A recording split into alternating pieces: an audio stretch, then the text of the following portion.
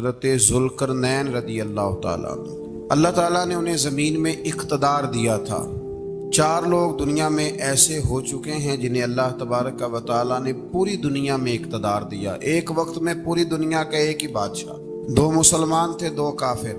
مسلمانوں میں حضرت سلیمان علیہ السلام اور جناب ذوالقرنین علیہ السلام، اور کافروں میں بخت نصر اور نمرود۔ یہ 2 لوگ ہیں جنہیں اللہ نے پوری دنیا میں اقتدار دیا، اور پھر اس کے بعد آنے والے وقت میں اللہ تعالیٰ امام مہدی کو سارا اقتدار عطا فرمائے پوری دنیا کا۔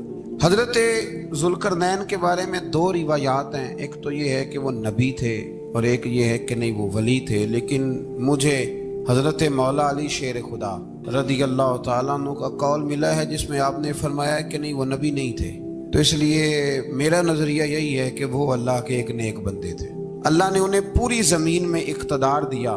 وہ ایک مہم پہ نکلے، ان کا ارادہ بنا کہ میں ذرا دنیا کا چکر لگاؤں، تو انہوں نے سفر شروع کیا کہ میں دیکھوں ذرا سورج غروب کہاں ہوتا ہے۔ تو فرماتے میں پہنچا، بڑا گیا، لیکن میں اس مقام تک پہنچ گیا جہاں سورج غروب ہوتا ہے، تو پھر میں نے دیکھا کہ ایک سیاہ کنواں ہے جس کے اندر جا کے وہ چھپ گیا ہے، لیکن رب کریم کی اس حقیقت تک میں پہنچ سکا نہیں۔ پھر آپ فرماتے ہیں کہ میں آگے نکلا تو مجھے ایک قوم کے بارے میں بتلایا گیا جو بڑی خونخوار قوم تھی، بڑی خونخوار، اس کو یاجوج اور ماجوج کہا جاتا ہے۔ یہ قوم اتنی خونخوار تھی کہ یہ درندوں کو بھی کھا جایا کرتے تھے، اتنے لمبے چوڑے ان کے قد تھے، اتنے زیادہ طاقتور تھے کہ سانپ اور بچھو بھی کھا جاتے تھے۔ یہ نکلا کرتے تھے سبزے کے دنوں میں تو ساری کھیتیاں اجاڑ جاتے تھے، ہر چیز تباہ کر جاتے تھے، حتیٰ کہ انسانوں تک کو کھا جاتے تھے۔ تو حضرت ذوالقرنین جب وہاں پہنچے، اللہ تبارک و تعالیٰ نے انہیں ان مظلوم لوگوں کا مددگار بنایا جن پر یاجوج اور ماجوج کی قوم ظلم کرتی تھی۔ انہوں نے آپ سے کہا کہ حضور مہربانی فرمائیں، اس قوم سے تو ہماری جان چھڑائیں۔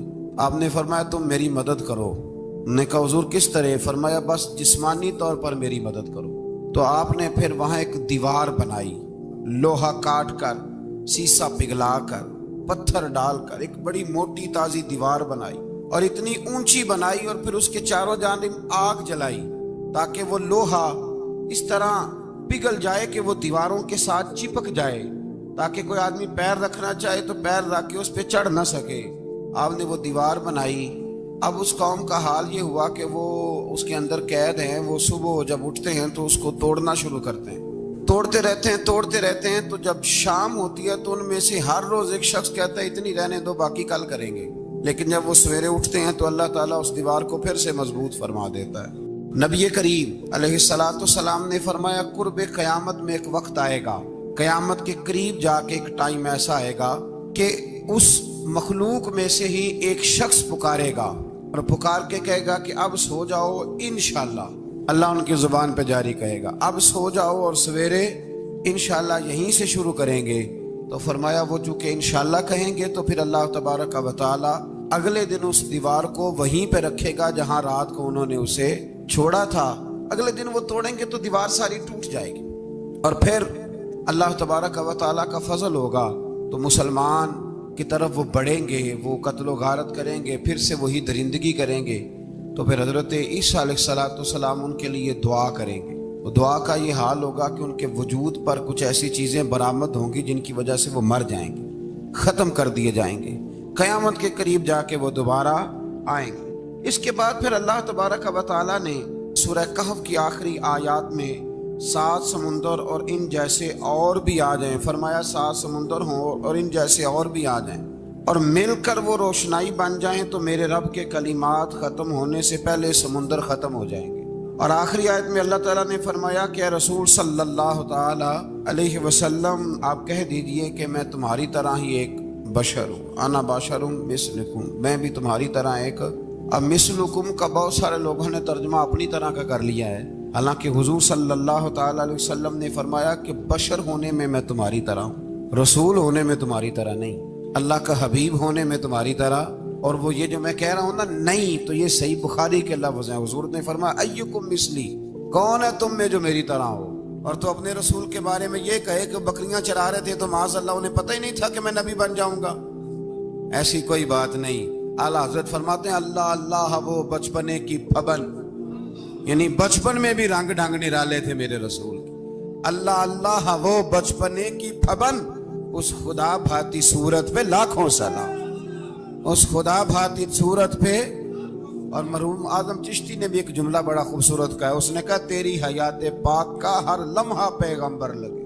انہوں نے اپنے چچا کو بے جان بتوں کی عبادت سے روکا، عذاب الہی سے ڈرایا۔ اس نے کہا کہ آپ ہمیں ہمارے خداؤں سے پھیرنا چاہتے ہیں، اس سے رک جائیں ورنہ ہم آپ کو سنسار کر دیں گے۔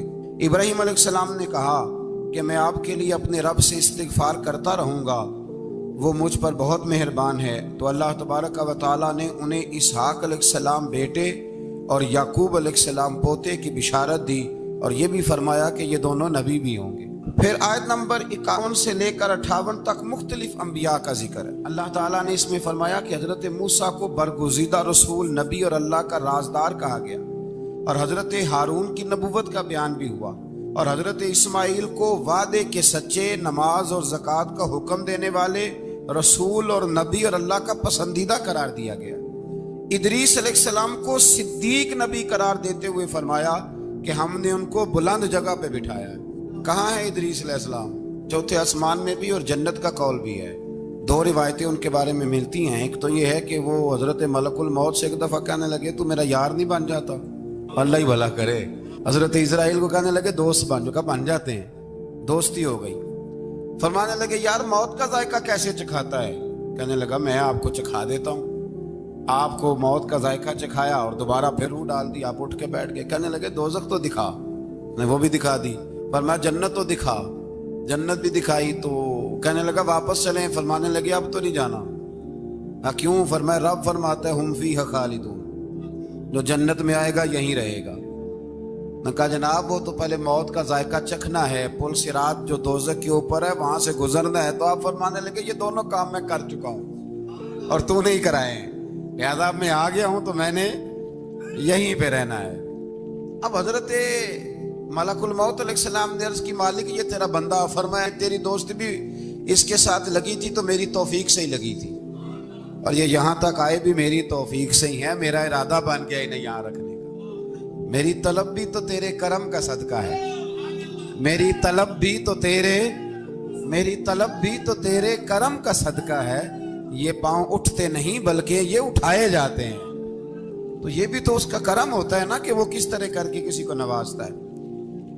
آیت نمبر 59 میں اللہ تعالیٰ کے فرما بردار اور سرکش بندوں کے احوال اور جو ان کے آخرت میں احوال ہوں گے ان کا ذکر کیا گیا ہے۔ آیت نمبر 66 میں بتایا گیا ہے کہ منکرین آخرت حیات بعد الموت کے بارے میں ہمیشہ شک میں مبتلا رہے۔ انہیں یقین ہونا چاہیے کہ مرنے کے بعد دوبارہ وہی خالق زندہ کرے گا جس نے پہلی بار بغیر کسی نام و نشان کے پیدا کیا۔ آیت نمبر 76 میں بتایا کہ جو لوگ گمراہی میں مبتلا ہیں ان کے ابتلا میں اضافے کے لیے مہلت کی مدت بڑھا دی جاتی ہے، اور جو ہدایت یافتہ ہیں ان کو مزید استقامت نصیب ہوتی ہے۔ اللہ کے ہاں ثواب اور انجام خیر کے اعتبار سے باقی رہنے والی نیکیاں سب سے زیادہ بہتر۔ ایسی نیکیاں کریں جو باقی رہیں ہمیشہ، کیا کہتے ہیں؟ صدقہ جاریہ۔ آیت نمبر 81 میں فرمایا کہ مشرکین اس امید پر اللہ کے سوا معبودان باطل کی عبادت کرتے ہیں کہ مشکل میں ان کی مدد کریں گے۔ فرمایا ہرگز نہیں، وہ ان کے دشمن بن کے عبادت کا انکار کریں گے۔ آیت نمبر 88 میں بتایا کہ کفار نے اللہ کی طرف اولاد کی نسبت کر کے نہایت سخت بات کی۔ یہ تو اتنا سنگین جرم ہے کہ اس سے آسمان پھٹ پڑے، زمین شک ہو جائے اور پہاڑ ریزہ ریزہ ہو جائیں۔ مزید فرمایا کہ آسمان اور زمین میں جو کوئی بھی ہے سب اللہ کے حضور بندے بن کے حاضر ہوں گے۔ آیت نمبر 97 میں فرمایا جو لوگ ایمان لائے اور نیک کام کیے عنقریب رحمان لوگوں کے دلوں میں ان کی محبت پیدا فرما دے۔ یہ جو شرک والا معاملہ ہے نا، یہ بڑا سادہ سا ہے۔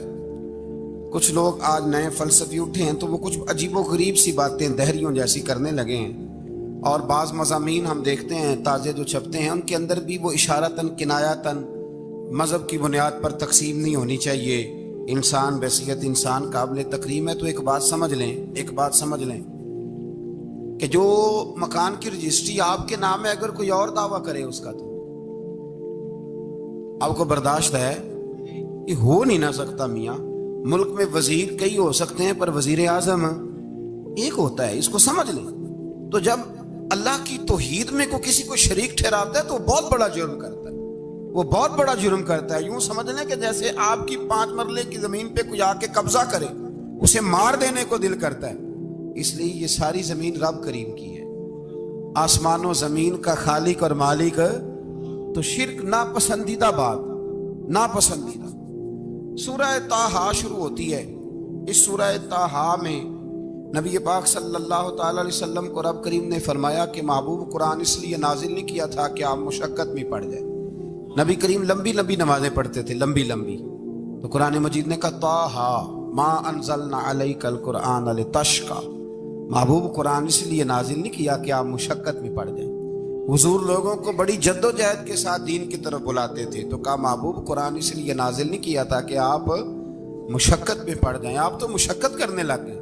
وہ یا رب اپنے محبوب کو کہہ رہا ہے، جیسے سورہ مزمل میں بات ہوئی نا کہ محبوب تھوڑا آرام بھی فرما لیا کر، محبوب تھوڑا آرام بھی فرمائے۔ پھر فرمایا کہ یہ قرآن نصیحت کے لیے نازل ہوا ہے، اور اللہ ظاہر و باطن سب کو جانتا ہے، اور وہ وحدہ لا شریک ہے، اور سارے اچھے نام اسی کے ہیں۔ آیت نمبر 10 میں فرمایا کہ مدین سے واپسی کے سفر کے دوران موسیٰ علیہ السلام اس واقعے کا بیان کیا کہ وہ اپنی جگہ پر رکے ہوئے تھے، تو وہیں انہیں غیب سے ندا آئی کہ موسیٰ میں آپ کا رب ہوں، آپ وادی مقدس میں ہیں، تو ادباً اپنے جوتے اتار دیجئے، میں نے آپ کو چن لیا ہے، میرے پیغام وحی کو توجہ سے سنیے، میں اللہ وحدہ لا شریک ہوں، میری بندگی کیجیے، میری یاد کے لیے نماز قائم کیجیے، قیامت آنے والی ہے، اسی کی طرف آپ توجہ فرمائیے۔ اسی موقع پر آپ کو جو معجزات عطا کیے گئے ان کا بھی ذکر ہے، اور وہ ہم پیچھے بہت ساری جگہوں پہ اس کا ذکر کر آئے کہ اللہ تعالیٰ نے ان کو ایک ایسا عصا عطا فرمایا تھا کہ وہ ایک دم میں ہی بہت بڑا اژدہا بن جایا کرتا تھا، اور پھر حضرت سیدنا موسیٰ علیہ السلام اپنا ہاتھ گریبان میں ڈال کے نکالتے تھے تو آفتاب کی طرح روشن ہو جاتا تھا۔ اقبال کہتے ہیں ید بیضا لیے بیٹھے ہیں اپنی آستینوں، ید بیضا لیے، چمکتے ہوئے ہاتھ ہیں ان کے، تو یہ اپنی آستینوں میں چھپا کے بیٹھے ہیں۔ پر اقبال نے یہ ولیوں کے لیے کہا ہے، نہ پوچھ ان خرقہ پوشوں کی، ارادت ہو تو دیکھ ان کو، ارادت ہو تو محبت کے ساتھ دیکھ، تنقید کے ساتھ تو پتہ ہے پھر بندے کو کوئی شے نہیں ملتی، آنکھیں گونگ ہو جاتی۔ ارادت ہو تو دیکھ ان کو، ید بیضا لیے بیٹھے ہیں اپنی آستینوں میں۔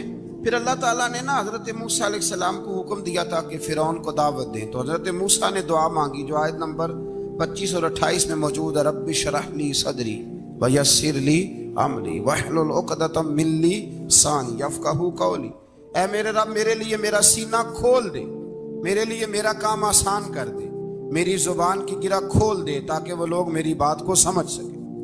یہ آپ نے دعا فرمائی، اور آگے جا کے مزید آپ نے التجا کی کہ میرے خاندان میں سے میرے بھائی ہارون کو اس مشن میں میرا وزیر بنا دے تاکہ مجھے تقویت ملے، اور اسے میرا شریک کار بنا دیجیے۔ اللہ تعالیٰ نے ان کی اس دعا کو قبول فرما لیا۔ آیت نمبر 38 سے حضرت موسیٰ علیہ السلام کی پیدائش کا ذکر ہوتا ہے، اور یہ تقریباً آیت نمبر 76 تک چلتا ہے۔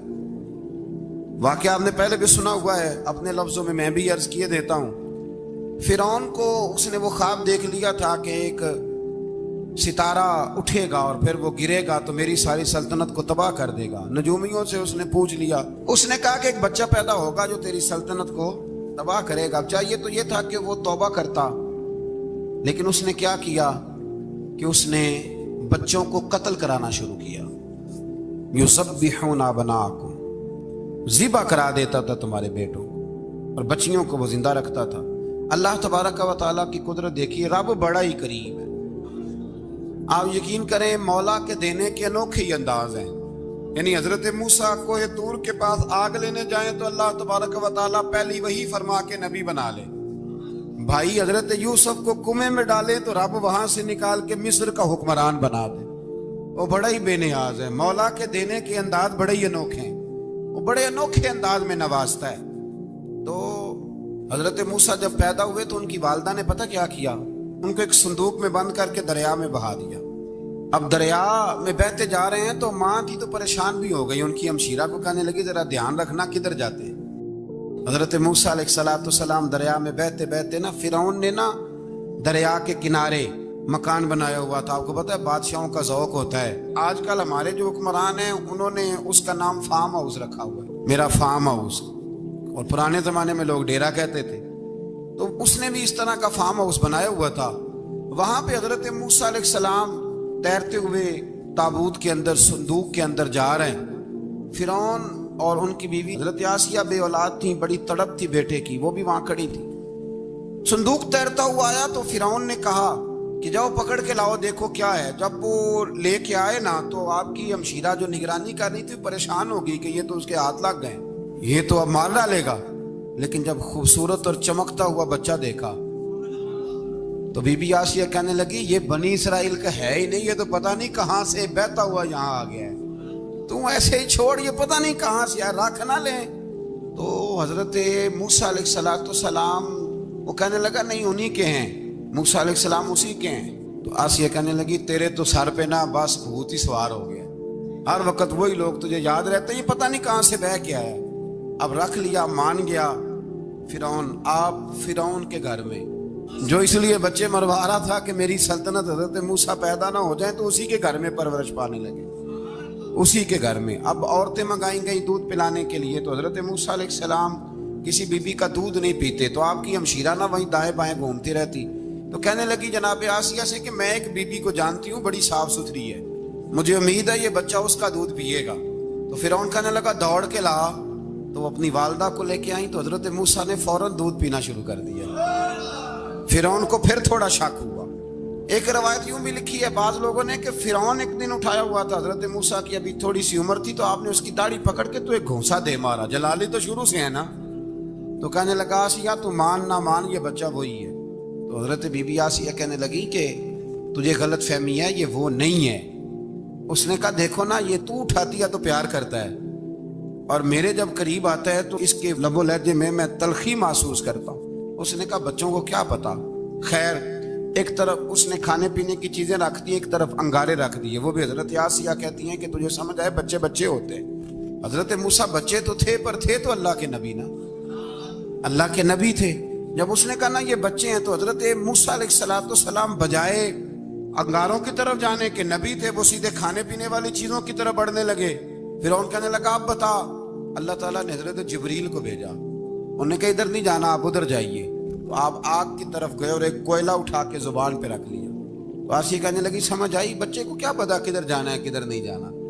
اگر وہ اتنا ہی خیال ہوتا وہی بچہ ہوتا تو آگ.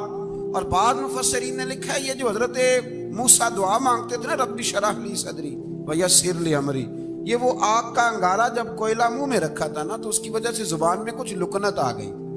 تو آپ دعا کرتے تھے کہ یا اللہ میری زبان کی وہ بند گرا کھول دے تاکہ میں کھل کے فرعون کے سامنے بات کر سکوں. وہیں حضرت موسیٰ پلنے لگے, وہیں پلے, وہیں جوان ہوئے, وہیں اللہ نے ساری دولتیں دی, بہن بھی ملی, ماں بھی ملی, اور سارے عزیزوں کا پیار بھی ملا.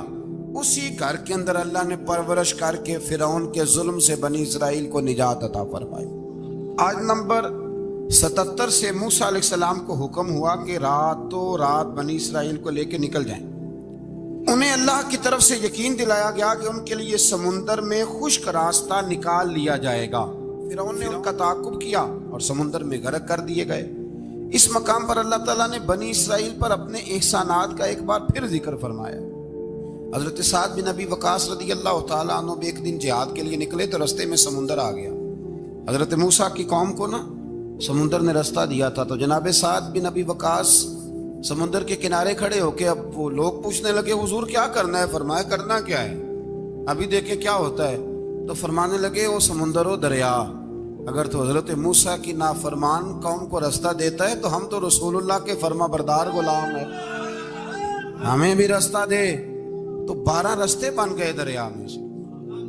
جناب سعد بن ابی وقاص لشکر لے کے گزر گئے, باہر گئے تو ایک دفعہ پھر صحابہ کو یقین دلایا. فرمایا کسی کی کوئی چیز تو نہیں رہ گئی دریا میں. دشت تو دشت ہیں دریا بھی نہ چھوڑے ہم, بحر ظلمات میں دوڑا دیے. اب میں کیا کروں, علامہ اقبال نے ہر جگہ کلام لکھا ہے, ہر جگہ.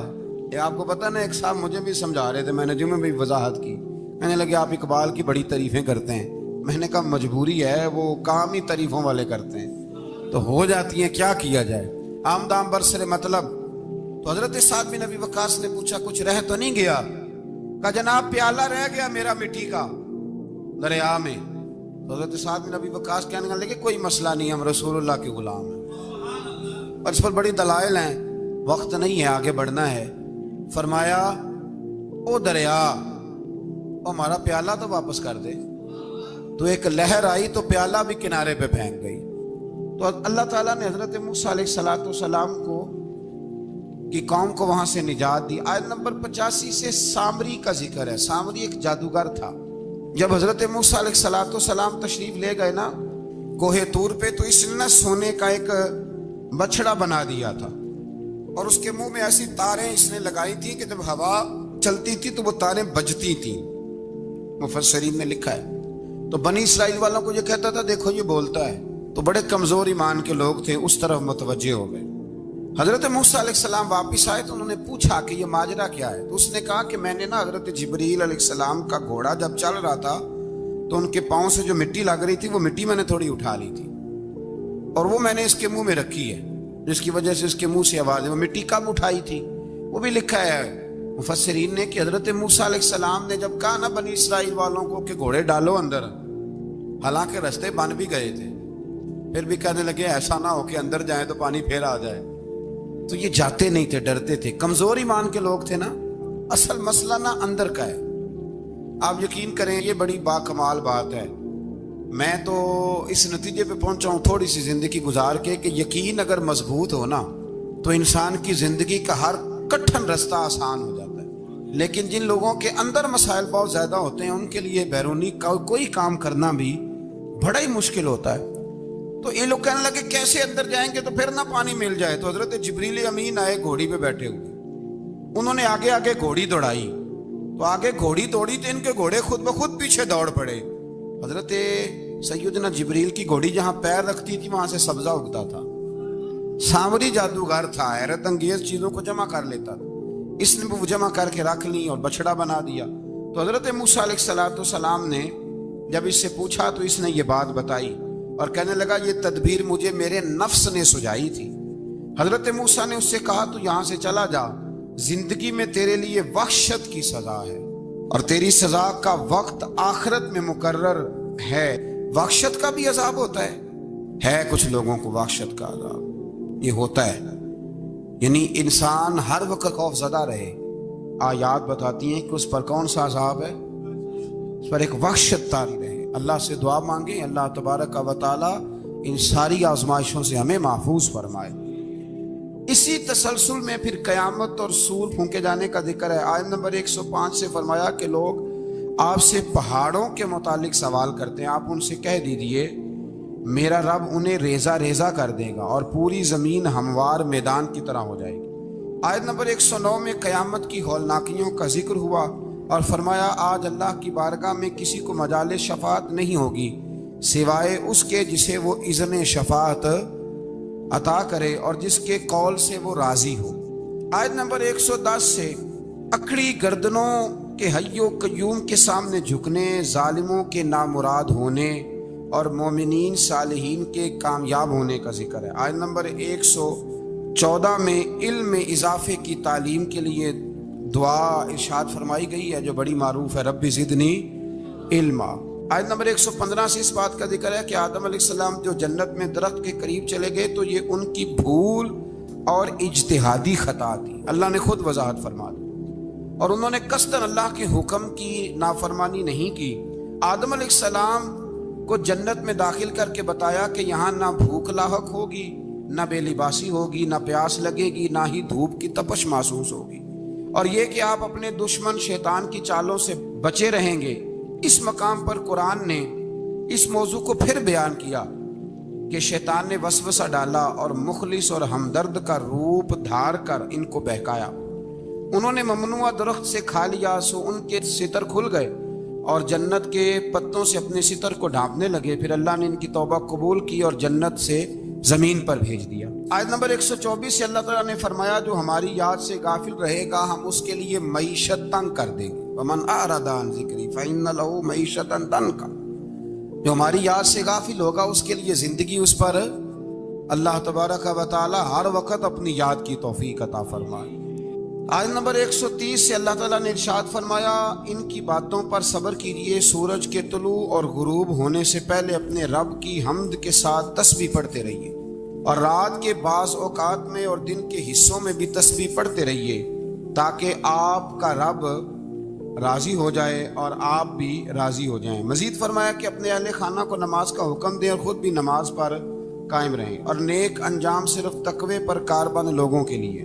لوگ کیا کہیں گے؟ لوگوں کے لیے الزام لگانا، پراپوگنڈا کرنا بڑا ہی آسان کام ہے۔ دو ہی تو کام دنیا میں آسان ہے، ایک بدگمانی کرنا اور ایک غیبت کرنا، اور اتنا مزیدار کام ہے کہ آپ ساری دیہڑی کرائیں، کوئی بندہ تھکنے کو تیار ہے، معاذ اللہ ثم معاذ اللہ سارا دن۔ اور اگر آپ کہیں کہ اللہ کا ذکر کرو، تسبیح لے لو، صرف 500 دفعہ درود شریف پڑھ لو، تو پھر کیا بنے گا؟ کام یاد آ جائے گا، بہت سارے لوگ نکل لیں گے۔ کبھی کبھی کچھ چیزیں بڑی یاد رہ جاتی ہیں۔ ایک شاعر نے ایک شعر کہا تھا، میری تھوڑی سی شعری ذوق ہے تو مجھے دلچسپی ہے، رہ جاتی ہیں کچھ باتیں ذہن میں۔ ایک دفعہ ہمارے ایک دوست کے بارے میں کچھ پراپوگنڈا ہونے لگا، تو میں نے انہیں ایک شعر لکھ کے بھیجا، مجھے یاد تھا، میں نے ایک شعر لکھا۔ کسی شاعر نے کہا تھا کہ مخلوق تو فنکار ہے اس درجہ کے پل بھر میں، سنگے در کعبہ سے بھی اصنام تراشے۔ کعبے کے اندر سے مٹی لے کے لوگ بت بنا لیتے اور اللہ کا شریک بناتے ہیں۔ تو کہنے لگا شاعر کہ مخلوق تو فنکار ہے اس درجہ کے پل بھر میں، سنگے در کعبہ سے بھی اصنام تراشے۔ تم کون ہو، کیا چیز ہے داغ کبابی، لوگوں نے تو مریم پہ بھی الزام تراشے۔ لوگ تو منٹ لگاتے ہیں، وہ جو رہی مسجد میں، پلی مسجد میں، لوگوں نے الزام لگانے کا وقت آیا تو الزام لگا دیا، سید عائشہ صدیقہ پہ لگا دیا، صدیق کی بیٹی اور صدیقہ۔ آپ سوچ سکتے ہیں کہ لوگ کہاں تک جاتے ہیں اور باتیں کہاں تک پہنچتی ہیں۔ تو یہ میرے رب کریم کا فضل اور کرم ہے کہ جناب مریم کی برات کا اعلان بھی قرآن نے کیا، اور حضرت عائشہ صدیقہ کی برات کا اعلان بھی قرآن پاک نے فرمایا، یہ بھی قرآن مجید نے فرمایا ہے۔ اور کل پرسوں بھی بات ہو رہی تھی حضرت یوسف علیہ السلام کی، تو الزام تو لگتے رہتے ہیں۔ تو میں نے اس دن بھی سوال کیا تھا، پھر دہراتا ہوں کہ غلطی کیا تھی حضرت یوسف کی؟ کبھی کنواں اندھیرا، کبھی بھائیوں کے تھپڑ، کبھی مصر کا بازار، اور ذرا سوچو تو صحیح، جب بولیاں لگتی ہیں انسان کی تو کیا حال ہوتا ہے۔ اور پھر ذرا یہ بھی تو دیکھو نا کہ جب زلیخا نے الزام لگایا تو پھر کیا حال ہے، اور پھر 12 سال کی جیل پر رب فرماتے ہیں شانیں میں نے یوسف کو ہی عطا فرمائی۔ تو حضرت مریم سلام اللہ علیہا جب وہ بیٹا لے کے گئی ان کے پاس، تو انہوں نے کہا یہ کہاں سے آ گیا؟ آپ فرمانے لگی میں نے تو چپ کر روزہ رکھا ہوا ہے، اسی سے پوچھ لو یہ کہاں سے آیا ہے، یہی بتائے گا۔ پنگوڑے میں تھے حضرت عیسیٰ علیہ السلام، پنگوڑے میں۔ تو قرآن مجید کہتا ہے کہنے لگے قال انی عبد اللہ، حضرت عیسیٰ بولے اور بول کے کہنے لگے میں اللہ کا بندہ ہوں، اور آتانی الکتاب، خالی نہیں آیا، کتاب ساتھ لے کے آیا ہوں، وجعلنی نبیّا، اور اس نے مجھے نبی بنا کے بھیجا ہے۔ تو حضرت عیسیٰ علیہ السلام پنگوڑے میں ہیں تو کلام فرما رہے ہیں، اپنے نبی ہونے کا اعلان فرما رہے ہیں۔ اب اس بندے کے قریب جا کے اس سے سوال کرنے کو دل نہیں کرتا جو نبی پاک کے بارے میں کہتا ہے 40 سال کے بعد نبی بنے۔ یہاں پنگوڑے میں حضرت عیسیٰ کلام کریں، پنگوڑے میں، اور وہ پنگوڑے میں کہے میں نبی ہوں، اور تو اپنے رسول کے بارے میں یہ کہے کہ بکریاں چرا رہے تھے تو معاذ اللہ انہیں پتہ ہی نہیں تھا کہ میں نبی بن جاؤں گا۔ ایسی کوئی بات نہیں۔ اعلیٰ حضرت فرماتے ہیں اللہ اللہ وہ بچپنے کی پھبن، یعنی بچپن میں بھی رنگ ڈھنگ نرالے تھے میرے رسول کے۔ اللہ اللہ وہ بچپنے کی پھبن، اس خدا بھاتی صورت پہ لاکھوں سلام، اس خدا بھاتی صورت پہ۔ اور مرحوم اعظم چشتی نے بھی ایک جملہ بڑا خوبصورت کہا ہے، اس نے کہا تیری حیات پاک کا ہر لمحہ پیغمبر لگے۔